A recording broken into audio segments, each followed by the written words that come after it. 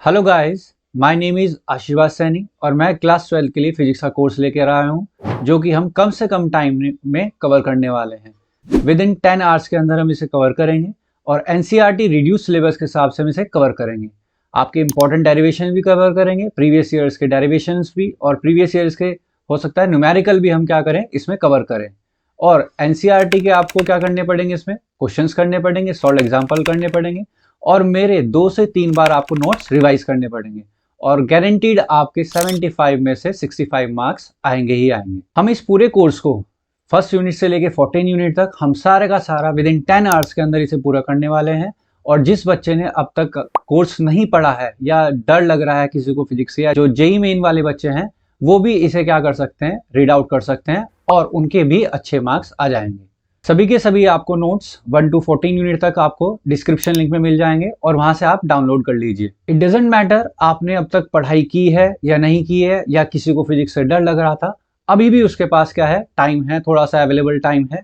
इसमें भी आप अगर रीड कर सकते हैं, नोट्स को 2-3 बार रिवाइज कर सकते हैं, एनसीईआरटी न्यूमेरिकल सॉल्व एग्जांपल्स कर सकते हैं, तो गारंटीड 65 मार्क्स आएंगे ही आएंगे। पिछली वीडियो में हमने रे ऑप्टिक्स कवर करी थी। आज हम 30 मिनट्स के अंदर या 30 to 35 मिनट्स के अंदर हम वेव ऑप्टिक्स को कंप्लीट करने वाले हैं। वेव ऑप्टिक्स में पहला टॉपिक आता है आपका wave front. Wave front actual होता क्या है? The locus of all particles of medium which at any instant are vibrating in same phase. एक ऐसा पाथ जहाँ पे सारे पार्टिकल्स एक ही जगह वाइब्रेट करेंगे और सेम फेज में वाइब्रेट करेंगे, उसे हम क्या बोलते हैं? Wave front. तीन तरह के हमारे नॉर्मली वेव फ्रंट होते हैं: spherical wave front, cylindrical wave front, plane wave front. Spherical wave front किसकी वजह से आता है? कोई भी अगर हमारे पास पॉइंट ऑब्जेक्ट होता है तो वो रैंडम डायरेक्शंस में क्या करेगा, रैंडम डायरेक्शन में लाइट को थ्रो आउट करेगा, तो वहाँ पे एक स्फेयर का फॉर्म कर रहा होगा जिसे हम क्या बोलते हैं? Spherical wave front. अगर हमारे पास कोई लीनियर ऑब्जेक्ट है तो या तो लाइट थ्रू आउट इधर करेगा या इधर करेगा थ्रू आउट, तो ये क्या बनाएगा? एक सिलेंड्रिकल पोर्शन बनाएगा। और बहुत दूर हमारे साथ कोई लाइट रेज आ रही है तो वो हमेशा कैसा वेव फ्रंट बनाएंगे? प्लेन वेव फ्रंट बनाएंगे। तो तीन तरह के वेव फ्रंट होते हैं। इसमें एक टर्म और यूज होती है, वेवलेट। वेवलेट का मतलब होता है शॉर्ट वेव्स होता है। मेन टॉपिक इसमें आता है हाइगन प्रिंसिपल, जो कि इंपॉर्टेंट टॉपिक है। हाइगन प्रिंसिपल एक ज्योमेट्रिकल कंस्ट्रक्शन होता है जो हमें क्या बताता है, which is use to determine the new position of wave front at later time for given position at an instant. Geometrical construction होता है जो कि हमें ये बताता है वेव फ्रंट की नई पोजीशन। अगर आपका पहला वेव फ्रंट यहाँ पे था तो कुछ टाइम बाद वेव फ्रंट कहाँ होगा, ये बताता है हमें हाइगन प्रिंसिपल। ये फॉलोइंग अजम्पशन पे बेस्ड है। पहला अजम्पशन क्या कहता है? ईच पॉइंट ऑन गिवन और primary wave front act as a source of secondary wavelet, sending out disturbance in all direction as original source of light does। पहला assumption में अभी समझाऊंगा क्या होता है। New position of wave front called secondary wave front is the envelope of secondary wavelet. अब ऐसे तो समझ आएगा नहीं, उसके लिए हम क्या लेके चलते हैं, एक हमारा वेव फ्रंट है ए बी। ये हमारा क्या है? ए बी वेव फ्रंट है। और जो ए बी सी डी ये पोर्शन लिया, ये हमारे क्या है? सोर्स है यहाँ पे। ठीक है जी। सोर्स क्या डिस्ट्रीब्यूट करेगा? रैंडम डायरेक्शन में क्या करेगा? लाइट को थ्रो आउट करेगा। और क्योंकि हम पॉइंट सोर्स मान रहे हैं तो पॉइंट सोर्स मान रहे हैं तो वेव फ्रंट कैसे बनेंगे? यहाँ पे स्फेरिकल कुछ वेव फ्रंट बन रहे होंगे। अब ये हमारा पॉइंट सोर्स है, मान लेते हैं कुछ डिस्टेंस में डेल्टा टी टाइम में वो कहाँ से कहाँ तक पहुंच जाता है, यहाँ तक के डिस्टेंस ट्रेवल करता है, जो कि कितनी आएगी? सी डेल्टा टी आएगी। और ऐसे ही अगर पीछे की तरफ जाएगा तो सी डेल्टा टी आ जाएगा। तो सोर्स हमारा क्या बना है? ये स्फेयर बना रहा है। यहाँ पे जो स्फेयर है यहाँ पे ये शॉर्ट वेव्स की तरह काम करे, जिन्हें हम क्या बोलेंगे? सेकेंडरी वेवलेट बोलेंगे। और जो ये वेव फ्रंट बनेगा सी डेल्टा टी के बाद ए डैश बी डैश या पीछे की तरफ बनेगा A double dash B double dash, ये हमारे क्या कहला जाएंगे? सेकेंडरी वेव फ्रंट कहला जाएंगे। अब अगर डेफिनेशन के हिसाब से देखें दोबारा, assumption each point on given और primary wave front act as source of secondary wavelet. जो प्राइमरी वेव फ्रंट पे सोर्सेज हमारे ए बी सी डी, ये हमारा क्या काम कर रहे हैं? सोर्स की तरह काम कर रहे हैं। और किसके लिए सोर्स की तरह काम कर रहे हैं? वेवलेट के लिए सोर्स की तरह काम कर रहे हैं। दूसरा पॉइंट क्या कहता है? New position of wave front called secondary wave front. जो नई पोजीशन आई ए डैश बी डैश और A double dash B double dash, जो सेकेंडरी वेव फ्रंट आया है वो एनवेलप की तरह काम कर रहा है। किसके लिए? Secondary wavelet. सेकेंडरी वेवलेट को क्या कर रहा है? एनक्लोज कर रहा है। तो ये एनवेलप की तरह काम कर रहा है। यहाँ पे मेंशन कर दिया, ए बी हमारा प्राइमरी वेव फ्रंट है, ए डैश बी डैश हमारे second, A double B dash और A double dash B dash हमारा क्या है? फॉरवर्ड सेकेंडरी वेव फ्रंट और बैकवर्ड सेकेंडरी वेव फ्रंट है। जो स्फीयर्स बने हुए हैं वो हमारे सेकेंडरी वेवलेट है। और जो ए बी सी डी है हमारे, वो क्या है? सोर्सेज की तरह लाई कर रहे हैं। अब हाइगन प्रिंसिपल से हम वेव थ्योरी या वेव थ्योरी के बेसिस पे लॉ ऑफ रिफ्लेक्शन को या लॉ ऑफ रिफ्रैक्शन को प्रूव करते हैं। उसके लिए हमने क्या करा, एक सरफेस ली, लाइट को इंसिडेंट करा है, यहाँ से रिफ्लेक्ट होगी। जो लाइट इंसिडेंट हो रही है वहां पे एक वेव फ्रंट बना, जो कि हमारा क्या है? इंसिडेंट वेव फ्रंट है। ऐसे ही रिफ्लेक्टेड पोर्शन पे हमने क्या बना? रिफ्लेक्टेड वेव फ्रंट बना। नॉर्मल इंसिडेंट रे ने नॉर्मल के साथ एंगल आई बनाया तो ये एंगल आई होगा। तो इंसिडेंट वेव फ्रंट ने सरफेस के साथ में कितना एंगल बनाया होगा, आई। ये पूरा पोर्शन कितना था, 90, 90 में से आई माइनस करेंगे, 90 माइनस आई आएगा। फिर ये 90 में से 90 माइनस आई करेंगे तो ये आई आ जाएगा। सिमिलरली रिफ्लेक्टेड जो रे होगी उसने नॉर्मल के साथ आर बनाया होगा, ऐसे रिफ्लेक्टेड वेव फ्रंट ने जो आपका सरफेस के साथ में एंगल बनाया होगा वो क्या होगा, आर होगा। इंसिडेंट वेव फ्रंट के किसी पॉइंट से अगर हम रिफ्लेक्टेड वेव फ्रंट के किसी भी कॉरस्पॉन्डिंग पॉइंट तक जाते हैं तो हमें सेम टाइम ही लगेगा। मान लो ए से अगर ए डैश जाते हैं तब भी सेम टाइम लगेगा, पी से पी डैश जाते हैं तब भी हमें क्या लगेगा, सेम टाइम लगेगा। तो इसी थ्योरम का यूज करते हैं। तो time taken from A to A dash equals to क्या होगा, time taken from P to P dash. तो ए से ए डैश जाने पे हमारा जो टाइम होगा वो क्या होगा, डिस्टेंस टू स्पीड। स्पीड क्योंकि एयर में काम कर रहे हैं तो लाइट की स्पीड रहेगी, सी से डिनोट कर देंगे। तो कितना हो जाएगा, ए इंटू ए डैश इंटू सी, ये हो जाएगा डिस्टेंस इनटू स्पीड। और दूसरा टाइम क्या आ जाएगा, डिस्टेंस इनटू स्पीड। सी से सी कैंसिल आउट हो जाएगा। ए डैश की वैल्यू और पी पी डैश की वैल्यू कैसे कैलकुलेट करेंगे, जो ट्राइंगल हमारा ए पी पी डैश बन रहा है इसमें साइन आई की वैल्यू निकालेंगे और ए डैश पी डैश ए में से साइन आर की वैल्यू निकालेंगे। यहाँ से हमारी वैल्यू कितनी आ जाएगी, पी पी डैश की वैल्यू आ जाएगी और यहाँ से हमारी ए डैश की वैल्यू आ जाएगी, जो कि कितनी हो जाएगी, ए डैश की वैल्यू आ जाएगी A P dash into sine R और पी पी डैश की वैल्यू हो जाएगी A P dash into sine I. A P dash से A P dash cancel out हो जाएगा और sine R equals to sine I, इसका मतलब R equals to I, angle of incidence equals to angle of reflection. और यही हमारा क्या होता है, लॉ ऑफ रिफ्लेक्शन। एक दूसरा आता है हमारा वेव थ्योरी के बेसिस पे हम क्या करेंगे, रिफ्रैक्शन के लॉ को प्रूव करेंगे और ये हम रेयर टू डेंसर के लिए कर रहे हैं।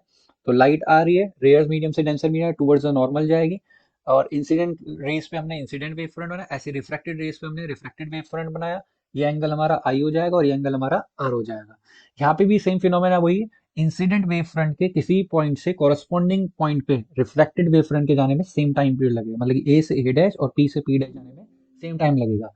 यहाँ पे क्या है, जो एयर है वहां पे स्पीड अलग होगी और ग्लास में स्पीड क्या होगी, अलग होगी। एयर की स्पीड हमने सी मानी हुई है और ग्लास की स्पीड हमने क्या मानी हुई है, यहाँ पे वी मानी हुई है। और जो मीडियम है एयर का उसे ए से डिनोट करा है, ग्लास के मीडियम को हमने बी से डिनोट करा है। तो यही फॉर्मूला यूज करेंगे। तो मान के चलते हैं ए से ए डैश जो डिस्टेंस है वहां कितनी डिस्टेंस आती है, V into T, distance equal to speed into time.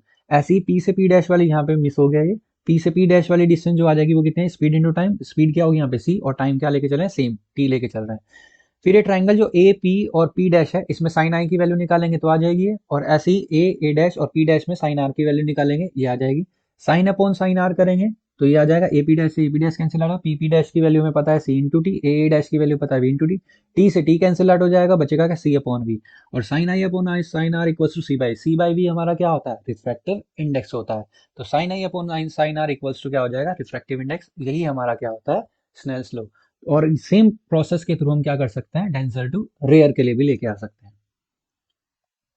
Next हमारा टॉपिक आता है interference of light. Interference of light क्या होता है, जब दो लाइट वेव सुपरपोज होती हैं तो उसकी वजह से नॉन यूनिफॉर्म एनर्जी जो डिस्ट्रीब्यूशन होता है वो क्रिएट हो जाता है, जिसे हम क्या बोलते हैं, इंटरफेरेंस बोलते हैं।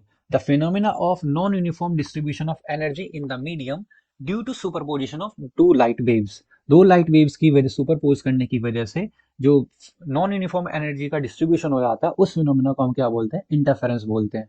और इंटरफेरेंस के जो कुछ पॉइंट जब आते हैं तो वहां पे किसी भी पॉइंट पे तो इंटेंसिटी ऑफ लाइट मैक्सिमम होगी जिसे हम क्या बोलते हैं, कंस्ट्रक्टिव इंटरफेरेंस बोलेंगे। और कुछ पॉइंट पे जो इंटेंसिटी होगी लाइट की वो क्या होगी, मिनिमम होगी। उस पॉइंट उसके रीजन्स को हम क्या बोलेंगे, डिस्ट्रक्टिव इंटरफेरेंस बोलेंगे। तो कहीं पे इंटेंसिटी ज्यादा होगी तो कंस्ट्रक्टिव, जहां पे कम होगी उसे डिस्ट्रक्टिव बोलेंगे। और on interference of light waves we obtain alternate bright and dark fringe. और स्क्रीन पे हमें कैसे बैंड्स मिलेंगे, कभी ब्राइट कभी डार्क, कभी ब्राइट कभी डार्क। ये बैंड जो बनेंगे उन्हें हम क्या बोलेंगे, इंटरफेरेंस फ्रिंजेस बोलेंगे। सबसे पहले इनके बारे में यंग्स ने बताया था, इसने एक्सपेरिमेंट किया था, यंग डबल स्लिट एक्सपेरिमेंट। एक सोर्स होगा और सोर्स के बाद दो स्लिट लेगी। स्लिट ऐसे कुछ मान के चल सकते हैं, कार्डबोर्ड है हमारे पास और उसमें बहुत नैरो नैरो होल किए हुए हैं जो कि बहुत कम डिस्टेंस पे रखे हुए हैं, और एक बिल्कुल डार्क रूम है और एक मोनोक्रोमेटिक सोर्स हमने लिया और उन होल में से लाइट पास करी और एक हमने स्क्रीन लगा रखी है। तो स्क्रीन पे हमें क्या दिखाएंगे, बैंड्स दिखाई देंगे कुछ, जिन्हें हम क्या बोलते हैं, फ्रिंजेस। तो यहाँ पे बता रखा है कि a source of monochromatic light is used for illuminating two narrow slits S1 and S2। और हाइगन प्रिंसिपल के बेसिस पे क्या यूज करेंगे, जो S1 और S2 हुआ अब ये भी किसकी तरह काम करेंगे, सोर्स की तरह ही काम करेंगे और जो लाइट को इल्यूमिनेट करेंगे। तो और दोनों स्लिट जो है एस सोर्स हैं वो इक्वल डिस्टेंस पे रखी हुई है।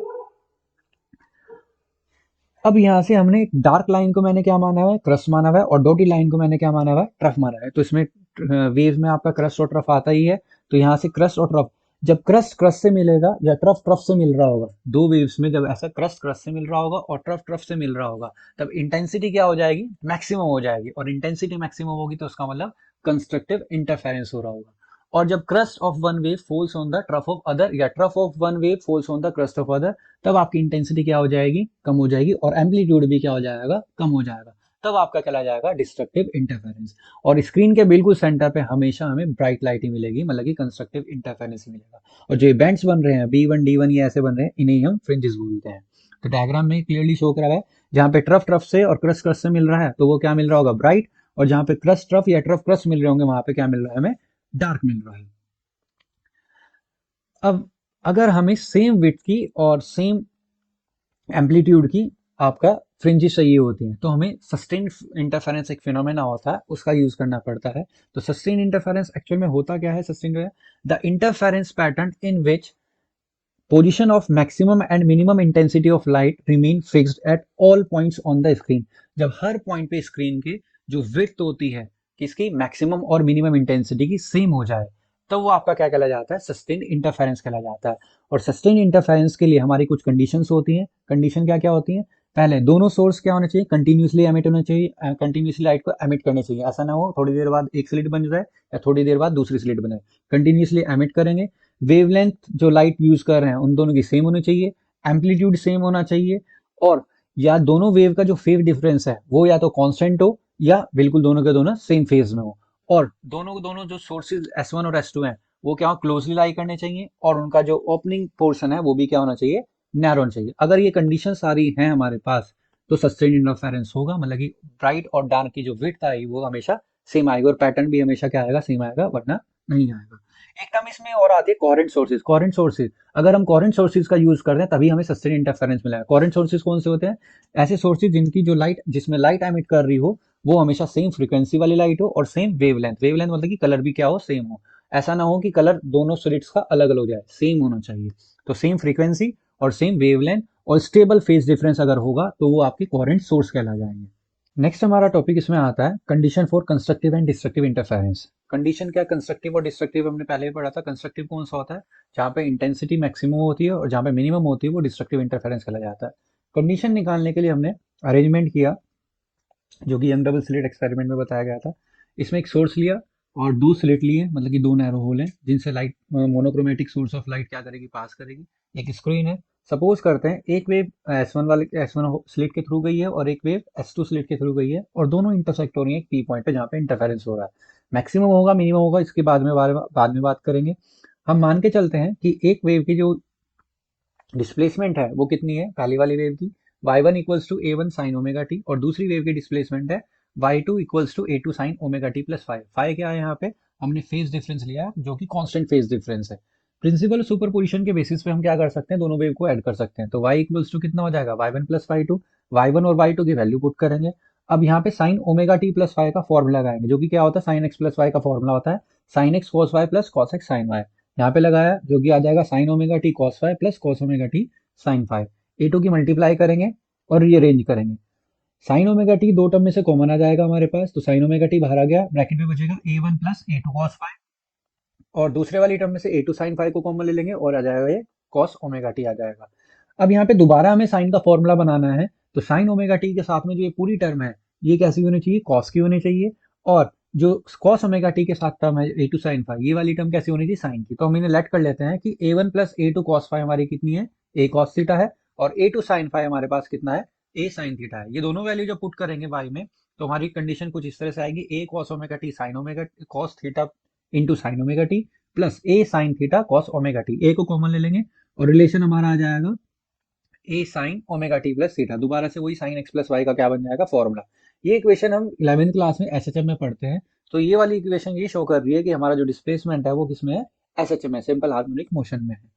अब जो दो इक्वेशन हमने बनाई, इक्वेशन फर्स्ट और सेकंड, इन्हें स्क्वायर और ऐड करेंगे। स्क्वायर और ऐड करने पे हमारा ये आ जाएगा a square cos square theta plus a square sine square theta equals to a1 square plus a2 square cos square five plus 2a1 a2 cos five plus a2 square sine square five. इनमें से common लेंगे, a2 square common ले लेंगे right hand side में से, तो cos square five plus sign square five और 2a1 a2 cos five, और लेफ्ट साइड में से ए स्क्वायर कॉमन लिया, capital A square cos square theta plus sign square theta. Identity के हिसाब से cos square theta plus sign square theta 1 होता है और cos square 5 plus sine square 5 भी 1 होगा। तो आपका ए स्क्वायर की वैल्यू कुछ ये आ जाएगी, A square equals to a1 square plus a2 square plus 2a1 a2 cos 5। अब इंटेंसिटी जो होती है डायरेक्टली प्रोपोर्शनल टू क्या होती है, ए स्क्वायर, एम्पलीट्यूड का स्क्वायर होता है। तो एम्पलीट्यूड का स्क्वायर करके इंटेंसिटी हम निकाल सकते हैं। इंटेंसिटी का फॉर्मूला हमारा ये बन जाएगा a1 square plus a2 square plus twice of a1 a2 cos 5, ये इंटेंसिटी का फॉर्मूला। जो स्मॉल ए वन स्क्वायर ये भी हमारा क्या शो कर रहा है, एम्पलीट्यूड का स्क्वायर, और एम्पलीट्यूड के स्क्वायर को हम क्या लिख सकते हैं, इंटेंसिटी। तो ए वन स्क्वायर को हम आई वन से डिनोट कर रहे हैं और ए टू स्क्वायर को हम आई टू से, और twice of under root I one I two और कॉस 5, इंटेंसिटी का एक फॉर्मूला ये भी बन सकता है। अब अगर हम इंटेंसिटी दोनों इक्वल लेके, मतलब कि दोनों वेव ऐसे लेके जाए जिनका एम्पलीट्यूड सेम है, तो इंटेंसिटी उनकी सेम होगी। तो इंटेंसिटी को हमने दोनों इंटेंसिटी को क्या मान लिया, आई नोट।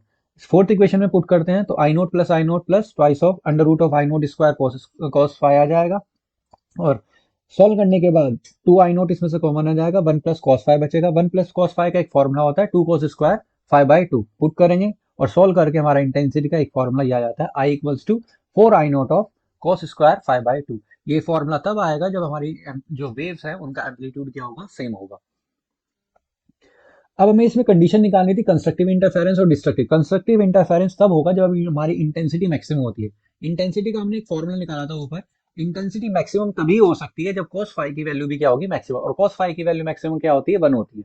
तो हमने मान लिया cos फाई की वैल्यू क्या है, यहाँ पे 1 है, और cos फाई 1 को सॉल्व जब करेंगे तो फाई की वैल्यू यहाँ से क्या निकल के आ जाएगी, 2n पाई। और n यहाँ पे क्या हो सकता है, 0 1 2 3 4 कुछ भी हो सकता है। तो हमारी एक कंडीशन क्या आ जाती है कंस्ट्रक्टिव इंटरफेरेंस की, जब हमारा फेज एंगल जो होगा वो क्या होगा, 2n पाई होगा। एक हमने 11th क्लास में फॉर्मूला पढ़ा था, अगर x हमारा पाथ डिफरेंस है दो वेव के बीच में, तो हमारा जो फाई होता है वो किसके इक्वल होगा, 2 pi by lambda into x. 2 pi by lambda क्या होता है, वेव नंबर होता है। तो एक फॉर्मूला हमें ये याद करना पड़ेगा। अगर इक्वेशन 5th और इक्वेशन 6th को हम कंपेयर करेंगे तो हमारा कुछ रिलेशन ये आ जाएगा, x equals to N lambda. ये भी हमारी कंस्ट्रक्टिव इंटरफेरेंस की कंडीशन है, लेकिन जो ये कंडीशन है वो किसमें है, पाथ डिफरेंस में है। और जो इक्वेशन 5th में आई थी कंडीशन, वो हमारी क्या थी, फेज डिफरेंस में थी। अब हम डिस्ट्रक्टिव इंटरफेरेंस के लिए, डिस्ट्रक्टिव इंटरफेरेंस तब होता है जब हमारा इंटेंसिटी क्या होती है, मिनिमम होती है। और मिनिमम इंटेंसिटी यहाँ पे कब आ सकती है, जब cos फाई की वैल्यू नेगेटिव हो। तो cos फाई इक्वल्स टू 1, तो फाई की वैल्यू सॉल्व करके हमारे आ जाएगी 2n+1 ब्रैकेट में, और बाहर क्या आ जाएगा पाई, और n की वैल्यू वहीं पे 0 1 2 3 होगी। ये हमारी कंडीशन किसकी आ जाती है, डिस्ट्रक्टिव इंटरफेरेंस की कंडीशन आ जाती है। एक और कंडीशन निकाल सकते हैं पाथ डिफरेंस की फॉर्म में, अगर इक्वेशन 8 को और इक्वेशन 6 को हम क्या कर दें, इक्वेट कर दें। इक्वेट करने पे हमारे रिलेशन कुछ क्या बैठेगा, x इक्वल्स टू 2n+1 और ब्रैकेट में लैम्डा बाय 2। ये हमारी कंडीशन कौन सी है, डिस्ट्रक्टिव इंटरफेरेंस की कंडीशन आ जाएगी, जो कि पाथ डिफरेंस में आएगी। दो कंडीशन हमने निकाली, दो कंडीशन, कंस्ट्रक्टिव में भी दो कंडीशन, एक तो फेज डिफरेंस में, एक पाथ डिफरेंस में, और डिस्ट्रक्टिव में भी दो कंडीशन, एक फेज डिफरेंस में और पाथ डिफरेंस में। ये हमारा टॉपिक कंप्लीट हो जाता है। नेक्स्ट टॉपिक हमारा आता है इंटरफेरेंस फ्रिंजेस। इंटरफेरेंस फ्रिंजेस क्या होता है, जो पैटर्न बनता है डार्क और ब्राइट फ्रिंजेस का, जो बैंड्स का पैटर्न बनता है उसे हम फ्रिंजेस बोलते हैं। उनकी विड्थ हमें निकालनी है। विड्थ निकालने के लिए हमें क्या चाहिए, उनकी डिस्प्लेसमेंट चाहिए, जो कि सेंटर से। कैसे निकालेंगे, दोबारा स्लिट लेके चल रहे हैं, S1 S2, स्लिट्स के बीच की डिस्टेंस कितनी है, स्मॉल डी है, क्यू इनका मिड पॉइंट है, तो जो स्मॉल डी है वो दो पार्ट में ब्रेक हो जाएगी, d/2 अब जो स्लिट और स्क्रीन के बीच की डिस्टेंस है वो कैपिटल डी मानी हुई है। सेंटर पे हमारी क्या बनती है, कंस्ट्रक्टिव इंटरफेरेंस, मतलब कि ब्राइट बनता है। और ओ से पी पे, जहां पे दोनों वेव मीट कर रही हैं, उसके डिस्टेंस हम क्या मान के चल रहे हैं भाई, पी पे कंस्ट्रक्टिव इंटरफेरेंस भी हो सकता है या डिस्ट्रक्टिव, वो कंडीशन के हिसाब से देखेंगे। अब जो हमारा पाथ डिफरेंस होगा यहाँ पे, एक वेव जो S1P है और जो S2P है, S2P वेव का जो डिस्प्लेसमेंट है वो क्या है, ज्यादा है S1P से। तो कहीं ना कहीं इसमें क्या आ रहा है, S2P ज्यादा ट्रेवल कर रही है, मतलब कि इसका पाथ क्या है, ज्यादा। तो पाथ में कहीं ना कहीं क्या आ रहा है, डिफरेंस आ रहा है। उसके लिए हम एक परपेंडिकुलर डाल देते हैं, और जो यहाँ से ये डिस्टेंस बची हुई ये वाली, ये डिस्टेंस हम क्या मान के चल रहे हैं, एक्स, जिसे हम क्या बोल रहे हैं, पाथ डिफरेंस। तो जो पाथ डिफरेंस होगा वो कैसे कैलकुलेट करेंगे, S2P माइनस S1P से कैलकुलेट करेंगे। और इसे निकालने के लिए हम दो ट्राइंगल लेके चल रहे हैं, एक S1A और P वाला ट्राइंगल, इसमें पाइथागोरस थ्योरम लगाएंगे। पाइथागोरस थ्योरम लगाने के बाद कितना आ जाएगा, S1P का whole square equals to D, capital D square plus y minus d/2 का होल स्क्वायर। और एक ट्राइंगल लेके चलेंगे S2PB, और इसमें पाइथागोरस थ्योरम लगाएंगे तो क्या आ जाएगा, S2P का whole square equals to capital D square plus y plus d/2 का होल स्क्वायर। और S2P का होल स्क्वायर माइनस S1P का होल स्क्वायर करेंगे तो डी, कैपिटल डी स्क्वायर से कैपिटल डी स्क्वायर कट जाएगा। बाकी को हम क्या करेंगे, सॉल्व करेंगे। ए स्क्वायर माइनस बी स्क्वायर का फॉर्मूला लगाएंगे तो आ जाएगा S2P माइनस S1P और S2P प्लस S1P। और राइट हैंड साइड सॉल्व करके हमारा क्या आएगा, 2y स्मॉल डी आ जाएगा। S2P माइनस S1P हमारा पाथ डिफरेंस है जिसे x से डिनोट कर देंगे और बाकी सारा एज इट इज रहेगा। प्रैक्टिस में हम ये मान के चलते हैं जो हमारा पॉइंट P है वो O के बहुत क्लोजली लाई कर रहा है। अगर पॉइंट P O के बहुत क्लोजली लाई कर रहा है तो S2P की वैल्यू और S1P की वैल्यू किसके इक्वल होगी? स्लिट और स्क्रीन के बीच के डिस्टेंस के इक्वल होगी। तो उसे हम कैपिटल D से डिनोट कर देंगे। तो ऊपर वाली इक्वेशन में हम क्या करेंगे? x S2P की वैल्यू कैपिटल D, S1P की वैल्यू कैपिटल D, सॉल्व करके हमारा कितना आ जाएगा? x equals to small Y D upon capital D आ जाएगा। अब अगर हमें कंस्ट्रक्टिव इंटरफेरेंस की कंडीशन निकालनी है तो इस इक्वेशन को कंस्ट्रक्टिव इंटरफेरेंस की कंडीशन के साथ इक्वेट करेंगे। और कंस्ट्रक्टिव इंटरफेरेंस हमने एक इक्वेशन निकाली थी x equals to N lambda, उसके साथ हम इक्वेट करने, इक्वेट करने पे हमारी कंडीशन क्या आ जाएगी? y equals to N lambda capital D upon small d। और nth फ्रिंज के लिए लेके चलेंगे 0 1 2 3 4 के लिए निकाल सकते हैं, फिर nth के लिए निकालेंगे तो यही हमारी कंडीशन आ जाएगी N lambda capital D upon small d। तो ये कंडीशन तो हमारी कौन सी आ रही है? कंस्ट्रक्टिव की डिस्प्लेसमेंट आ रही है। अगर ऐसी डिस्ट्रक्टिव की निकालनी है तो कैसे निकालेंगे? जो हमारी इक्वेशन आई थी इक्वेशन फर्स्ट, इसे किससे इक्वेट करेंगे? जो डिस्ट्रक्टिव की इक्वेशन आई थी हमारे पास x equals to 2n+1 lambda by 2, sorry हाँ लैम्डा बाई 2, इस वाली कंडीशन को हम क्या करेंगे? इक्वेट कर देंगे इस इक्वेशन फर्स्ट से। तो हमारी y की वैल्यू यहाँ से कितनी आ जाएगी? 2n+1 lambda capital D upon small 2d।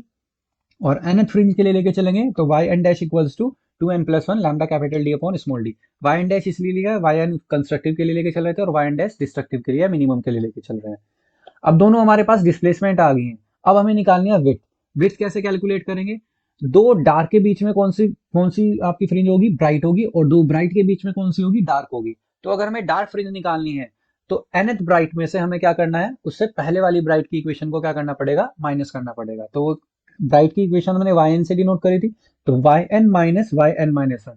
Last bright में से उससे पहले वाली ब्राइट माइनस करेंगे तो डार्क की विड्थ आ जाएगी जो कि सॉल्व करके आएगी lambda capital D upon D। ये n पे डिपेंड नहीं कर रहा है, केवल वेवलेंथ पे और स्लिट और स्क्रीन के बीच के डिस्टेंस पे और दो स्लिट की बीच के डिस्टेंस पे डिपेंड कर रहा है। दूसरा, अगर विड्थ ऑफ ब्राइट फ्रिंज निकालनी है तो दो डार्क की माइनस करेंगे। तो डार्क के लिए हमने y n डैश लिखा था तो उससे पहले वाली माइनस कर देंगे। ये भी सॉल्व करके कितनी आएगी? Lambda capital D upon small d। और सेंट्रल विड्थ के लिए कितना आ जाएगा? Twice of y note dash. y note dash कौन सा था? किसके लिए लेके चल रहे हैं? फर्स्ट डार्क के लिए लेके चल रहे हैं, तो ट्वाइस आधा ऊपर होगा एक्सिस से और आधा नीचे होगा, इसलिए ट्वाइस लेके चल रहे हैं। तो सॉल्व करेंगे तो ये भी क्या आ जाएगा? सेम आ जाएगा, lambda capital D upon d। तीनों की विड्थ क्या आ रही है? सेम आ रही है। तीनों की विड्थ का सेम का मतलब सस्टेन इंटरफेरेंस हो रहा है। पैटर्न भी क्या बन रहा है? सस्टेन इंटरफेरेंस हो रहा है। इस वजह से आपका क्या बन रहा है? ये विड्थ सारी की सारी फ्रिंज विड्थ सेम आ रही है। अब यहाँ पे कुछ हमें पता लगता है, नोट लिखा हुआ है यहाँ पे, इससे कंक्लूजन क्या क्या निकलता है? फ्रिंजेस ऑब्टेन इन YDAC young double slit experiment से जो फ्रिंजेस निकाले हैं वो सारी की सारी शेप कैसे होती हैं? हाइपरबोलिक शेप में होती हैं। लेकिन अगर स्मॉल इंटरफेरेंस पैटर्न के लिए देखें तो फ्रिंजेस कैसे दिखाई देंगे? स्ट्रेट अपीयर होंगी। वैसे तो नॉर्मल क्या आती है? हाइपरबोलिक, लेकिन अगर स्मॉल इंटरफेरेंस पैटर्न के लिए देखेंगे तो स्ट्रेट आता है। फॉर एप्रिशिएबल फ्रिंज, अगर हमें ठीक ठाक फ्रिंज विड्थ चाहिए तो कैपिटल D को हमें लार्ज करना पड़ेगा और स्मॉल d को हमें कम करना पड़ेगा, जो कि इक्वेशन के हिसाब से पता भी चलता है। और एंगुलर फ्रिंज विड्थ जो होती है वो कितनी होती है? Theta equals to beta upon D. Beta यहाँ पे फ्रिंज विड्थ है, वैल्यू हम पुट कर सकते lambda capital D upon small d। Capital D नीचे से कट जाएगा, सॉल्व आएगा करके आएगा लैम्डा अपॉन स्मॉल d। ये हमारा एंगुलर विड्थ आती है फ्रिंज की। और अगर इस पूरे के पूरे अरेंजमेंट को हम किसी लिक्विड में अगर डिप कर देते हैं तो उसका मतलब वहां पे वेवलेंथ कम हो जाएगी। अगर वेवलेंथ कम होती है तो फ्रिंज विड्थ भी कम हो ही जाएगी। तो immersing apparatus in a liquid the wavelength of light decreases और फ्रिंज विड्थ also decreases। और इसके लिए आपका ये डायग्राम है, सारी की सारी फ्रिंज विड्थ क्या आ रही है? कांस्टेंट आ रही है। ठीक है जी। तो ये मतलब कि क्या शो कर रहा है डायग्राम भी आपका कि सस्टेन इंटरफेरेंस की वजह से हो रहा है। इसमें नेक्स्ट टॉपिक आता है interference and conservation of energy. अब इंटरफेरेंस कंजर्वेशन ऑफ एनर्जी को फॉलो करता है नहीं करता? तो उसके लिए हमने क्या माना? The phenomena of interference does not wallet the law of conservation of energy. मतलब ये कंजर्वेशन ऑफ एनर्जी को क्या करता है? फॉलो करता है interference. The light energy which disappear at the position of minimum appear eight position of maxima. अगर light कहाँ पे डिसअपियर हो रही है? मिनिमा पे डिसअपियर हो रही है, तो वो अपीयर कहाँ पे होगी? मैक्सिमा पे। मिनिमा पे डिसअपियर और मैक्सिमा पे अपीयर हो रही है, तो मतलब कि ये क्या शो कर रहा है? कंजर्वेशन ऑफ एनर्जी को शो करेगा। उसके लिए हमने दो सोर्सेज लाइट के लिए, जिनका सोर्सेज ऑफ लाइट से जो लाइट निकल रही है, वेव निकल रही है, उनका एम्पलीट्यूड A1 और A2 है स्मॉल में। If there is no interference, अगर इंटरफेरेंस नहीं हो रहा है तो उनकी इंटेंसिटी कितनी आएगी? दोनों को ऐड कर देंगे, I equals to I1 plus I2। Intensity amplitude का स्क्वायर होता है तो I1 की वैल्यू क्या हो जाएगी? A1 स्क्वायर और I2 की वैल्यू A2 स्क्वायर। तो हमारी सॉल्व करके इंटेंसिटी कितनी आई है? A1 square plus A2 square. अगर हम मान के चलते हैं कि इंटरफेरेंस हो रहा है, इन दोनों सोर्सेज से इंटरफेरेंस हो रहा है, तो इसमें क्या हो रहा है, एक बार मैक्सिमा एक बार मिनिमा। तो मैक्सिमम इंटेंसिटी का हमारे पास फॉर्मूला होता है a1 प्लस a2 का होल स्क्वायर, मिनिमम इंटेंसिटी का होता है a1 माइनस a2 का होल स्क्वायर। अगर हम एवरेज ले तो एवरेज क्या आएगा, I max plus I minimum upon 2। तो सॉल्व करेंगे इनकी वैल्यूज पुट करके, तो ये भी सॉल्व करके कितना आ जाएगा, a1 square plus a2 square. Interference में भी ये इंटेंसिटी आ रही है और बिना इंटरफेरेंस के भी यही क्या आ रही है, इंटेंसिटी। मतलब कि अगर लाइट मिनिमा पे डिसअपियर हो रही है तो अपीयर कहाँ हो रही है, मैक्सिमा पे अपीयर हो रही है। इसका मतलब ये कंजर्वेशन ऑफ एनर्जी को फॉलो करता है इंटरफेरेंस पैटर्न। तो आपका इंटरफेरेंस क्या हो जाता है, यहाँ पे खत्म हो जाता है। नेक्स्ट हमारा टॉपिक रिलेट करता है डिफ्रैक्शन। अब ये डिफ्रैक्शन क्या फिनोमेना होता है, जब इस इंटरफेरेंस में क्या आता है, लाइट का सुपरपोज होना। जब लाइट सुपरपोज करती है तो एनर्जी का जो यूनिफॉर्म एनर्जी डिस्ट्रीब्यूशन है वो क्रिएट हो जाता है, कभी मैक्सिमा कभी मिनिमा। तो उसे हम क्या बोलते हैं, इंटरफेरेंस बोलते हैं। डिफ्रैक्शन में क्या होता है, the phenomena of bending of light round the sharp corners and spreading into the region of geometrical shadow. जब लाइट कॉर्नर से बैंड होके एक ज्योमेट्रिकल शैडो फॉर्म करती है, उसे हम क्या बोलते हैं, डिफ्रैक्शन पैटर्न। ये दो तरीके से हो सकते हैं। एक तरीका हो सकता है कि हमारा सोर्स यहाँ पे और ऑब्स्टेकल यहाँ पे रखा हुआ है, तो लाइट की इंटेंसिटी ऐसे आएगी, यहाँ से कॉर्नर से बैंड होगी और ज्योमेट्रिकल शैडो फॉर्म कर देंगे यहाँ पे। एक हो सकता है कि हमारे पास क्या स्लिट है, स्लिट में क्या होगा, ये हमारे पास होल होगा, यहाँ से सोर्स पास करेगा तो इन कॉर्नर से क्या करेगी, लाइट बैंड कर जाएगी। तो एक को जिसमें क्या होता है, स्लिट में इसके बीच में से पास कर रही है, वेव फ्रंट पास कर रहा होता है, तो उसे तो बोलते हैं फ्रॉनहोफर डिफ्रैक्शन। और जिसमें ऑब्स्टेकल रखा होता है उसे बोलते हैं फ्रेस्नेल डिफ्रैक्शन। फ्रॉनहोफर में स्लिट थी, सोर्स था, कॉर्नर से बैंड हुई लाइट और यहाँ पे क्या बना देगी, ज्योमेट्रिकल शैडो। इन रीजन में ज्योमेट्रिकल शैडो बन जाएगा। और ऑब्स्टेकल वाले में क्या था, ज्योमेट्रिकल शैडो इसके बिल्कुल पीछे बनेगा यहाँ पे। तो ये फ्रेस्नेल डिफ्रैक्शन कहला जाता है। डिफ्रैक्शन एट सिंगल स्लिट में आपको डायग्राम देखना है। डायग्राम देखने के लिए हमें क्या फ्रॉनहोफर डिफ्रैक्शन करना पड़ेगा सिंगल स्लिट से। तो इसके लिए वेव फ्रंट बनानी पड़ेगी। वेव फ्रंट कैसे बनाएंगे, यहाँ पे एक लेंस लेंगे जिसके सोर्स पे, जिसके फोकस पे हमारा सोर्स रखा होगा, ठीक है। तो सोर्स फोकस पे रखा हुआ है तो रेज क्या हो जाएंगी, पैरेलल। पैरेलल रेज हमारे प्लेन वेव फ्रंट, इस प्लेन वेव फ्रंट को स्लिट के बीच में से पास कराएंगे। तो सेंटर पे तो दूसरे लेंस के बिल्कुल जैसे पैरेलल रेज जाएंगे तो कन्वर्ज होकर फोकस पे मीट करेंगे। ओ पे तो क्या मिलेगा हमें, सबसे ज्यादा ब्राइटनेस इंटेंसिटी मिलेगी, सबसे ज्यादा intensity of light O point मिलेगी, सबसे ज्यादा ब्राइट यहीं पे होगा। और सपोज कर देते हैं कॉर्नर, स्लिट के कॉर्नर से बैंड होकर लाइट पी पॉइंट पे क्या करती है, इंटरसेक्ट होती है। और ओ से पी तक की डिस्टेंस कितनी है, वाई है। यहाँ पे भी दो ही केस चलते हैं, या तो मैक्सिमम होगा या मिनिमम होगा। आपको इसका डेरिवेशन नहीं करना, केवल आपको फॉर्मूला याद करना है। Distance of nth minimum from O, अगर nth मिनिमम की डिस्टेंस निकालनी है तो ये आ जाएगी n lambda capital D upon A. और ये क्या होगा, यहाँ पे स्लिट के बीच की डिस्टेंस है, कैपिटल डी स्लिट और स्क्रीन के बीच की डिस्टेंस है, लैम्डा वेवलेंथ है, और यहाँ पे क्या होगा, प्रिंसिपल क्वांटम नंबर होंगे आपके।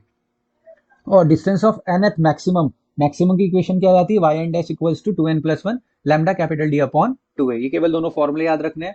विड्थ निकालने के लिए फिर से वही फिनोमेना लगेगा। दो bright fringe, nth bright fringe में से उससे पहले वाली ब्राइट फ्रिंज माइनस करोगे तो क्या आएगा आपके पास, डार्क की विड्थ आ जाएगी। और दो डार्क में से माइनस करोगे तो क्या आ जाएगी, ब्राइट की विड्थ आएगी। तो विड्थ ऑफ सेकेंडरी मिनिमा कैसे निकाली, मिनिमम की विड्थ निकालनी है तो ब्राइट वाली माइनस करें, तो ब्राइट के nth में से उससे पहले वाली ब्राइट की पोजीशन को माइनस कर दी तो हमारे पास किसकी वैल्यू आ गई, width of secondary minima. Maximum के लिए निकालनी है तो डार्क वाली माइनस करनी पड़ेगी। तो डार्क की nth डिस्प्लेसमेंट अब आई एन है, उससे पहले डिस्प्लेसमेंट क्या होगी, वाई एन माइनस 1। सॉल्व करके हमारा आ जाएगा लैम्डा कैपिटल डी अपॉन ए आ जाएगा। और सेंट्रल की कैसे निकालेंगे, ट्वाइस ऑफ वाई वन करके निकाल लेंगे तो 2 लैम्डा। यहाँ पे देखो विड्थ ऑफ मैक्सिमा और मिनिमा की तो सेम आ रही है, लेकिन सेंटर पे क्या आ रही है, सबसे मैक्सिमम आ रही है, डबल आ रही है इनसे।